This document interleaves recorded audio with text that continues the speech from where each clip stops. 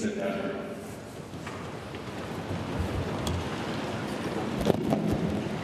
Vos Excellences, Your Excellencies, Governor General David Johnston and Sharon Johnston, former Prime Ministers Turner and Mulroney, colleagues, present and past, from the Parliament of Canada, distinguished representatives of so many other institutions, of the diplomatic corps of our Ontario, other provinces, territorial municipal governments, acquaintances and admirers of the Honourable Jim Flaherty from across the country.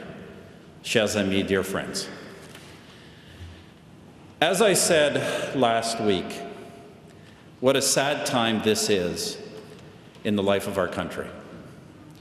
Only a few weeks ago, we had the occasion to issue political tributes to an extraordinary colleague upon the announcement of his intention to retire from public life, with the full expectation of another life ahead of him. Little did we know that we would be here today with that future torn from him, and for us to deliver more profound reflections. This has been a traumatic event for many of us, but of course none more so than Jim's family, so many of whom are able to join us today. To all of you, including sons Quinn, John, and Galen, and especially Christine, we have lost a partner in politics, but you have lost a partner in life. The turnout these past couple of days may be of small consolation, but it is the tip of the iceberg in an ocean of deep admiration and affection for Jim, and of much goodwill, kind thoughts, and many prayers for you. Please take that to heart, and God bless you. For I say we have all lost a remarkable figure. Il y a tellement de façons par lesquelles je pourrais vous décrire l'honorable Jim Flaherty.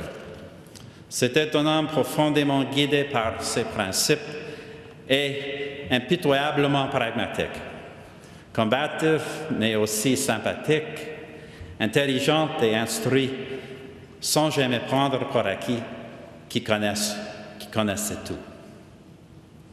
There are so many ways I could describe the Honourable Jim Flaherty.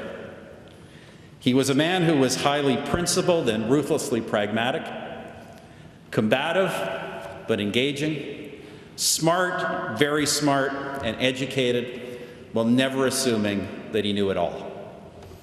He could be hard-headed, yet also soft-hearted. He could display a quick and biting temper, but far more often, a deep and gentle sense of humor. He particularly enjoyed and delivered many jokes about his own shortness. He quipped that he never got in the way of his own PowerPoints. But short as he was, upon the world stage, he often strode like a giant. I do not say these things to imply that Jim was a contradictory person. He was not in any way. As a human being, he was the complete package. And I am sure these last few days he has been genuinely enjoying all of the tributes, and some of them he even believes. But in all seriousness, it is a fact that Jim, as fiercely partisan as he was, and he was also genuinely liked and respected by his opponents, liked by his enemies. That's something in this business, something I envy. I can't even get my friends to like me. There has been much talk about Jim's record and legacy, especially the softer side of that record. Jim n'était pas très porté sur les subventions, mais un vrai conservateur, il croyait en l'aide apportée aux gens qui ne sont pas en mesure de s'aider eux-mêmes, ou qui avaient été frappés par la malchance. Jim was not much for handouts, but as a true conservative, he believed in helping people who could not help themselves or who had suffered misfortune. And he especially believed in a hand up for those who needed but only lacked opportunity, which is why he had such a particular passion for, among others, the disabled. I believe that no single public figure in the life of this country has done more for the disabled and their families than Jim Flaherty. I could point to numerous initiatives, but Jim was most proud of his role in building the Durham Ability Centre, where we were yesterday. Dismissed by some at the time as a pork barrel project, but now recognized as a tremendous regional institution and a monument to a noble and truly passionately believed cause. However, when all is said and done, Jim's most important contribution to our country, without doubt, came by virtue of his long service as Minister of Finance, especially by virtue of being Minister of Finance during and after the great global recession of 2008-2009. Now, I'm going to ask you to indulge me for a few minutes to talk about that role, because we are talking about Jim making history, and I had the ultimate front row seat. It began back in 2005, in the fall of 2005. Mutual friends told me that Jim Flaherty wanted to come and see me and talk about his political future.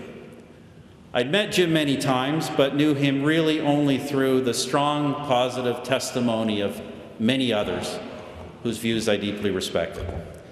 We had lunch in my office. Jim told me he wanted to change and was interested in federal politics, but he was a bit sheepish about the fact he had not supported my leadership campaign.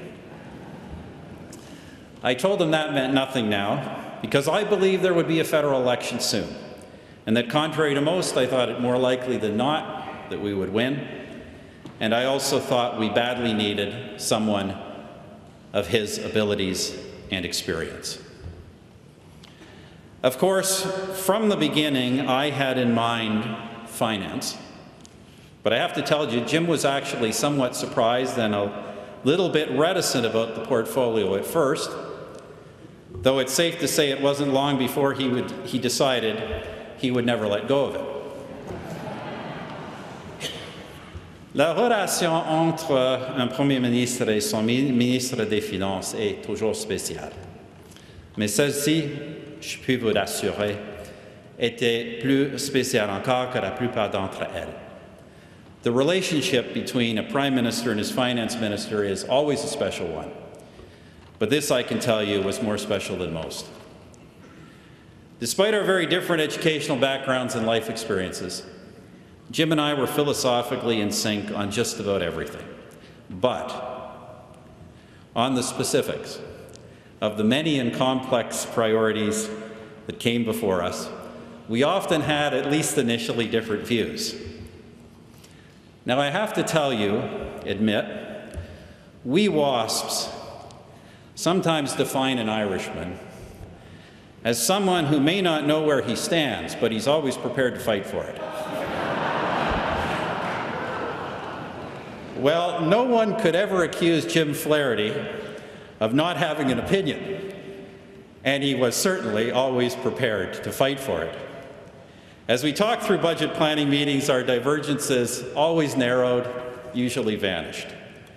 When they didn't, occasionally, I imposed a final decision.